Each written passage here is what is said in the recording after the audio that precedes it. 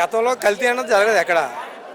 Present ఇప్పుడైతే కల్తీ పక్కా జరుగుతుంది. ఎందుకంటే బిస్లరీస్ ఎక్కడ పడితే అక్కడ స్టార్ట్ చేశారు. ఇండివిజువల్గా వాళ్ళ మనుషులు ఆల్రెడీ గతంలోనే వాళ్ళ వ్యాపారాల్లో ఉన్నారు వాళ్ళు. ఇప్పుడు ఈ గవర్నమెంట్ వచ్చిన తర్వాత ఎప్పుడైతే మొత్తం ప్రైవేట్ పరం అయిపోయిందో ఎక్కడికైనా బిస్లరీ స్టార్ట్ చేసుకొని వాళ్ళు ఇండివిజువల్ మందులు తయారు చేసుకొని ఊరికి బెల్ట్ షాప్లని ఇవన్నీ సప్లై డోర్ డెలివరీ డైరెక్ట్గా పట్టుకెళ్ళి బెల్ట్ షాప్కి ఇచ్చేస్తున్నారు ఇక్కడ. అంటే పవన్ కళ్యాణ్ గారు అన్నారు కదా, ఇప్పుడు మద్యపాన ప్రియులు గొంతు నొక్కే జగన్ అని. పవన్ కళ్యాణ్ గారు ఎక్కువ మాట్లాడతారండి. దానికి ఏముంది, పవన్ కళ్యాణ్ నచ్చినట్టు మాట్లాడతారు. ఇవాళ ఒకలా మాట్లాడతారు, రేపు ఒకలా మాట్లాడతారు, ఇల్లు ఒకలా మాట్లాడతారు.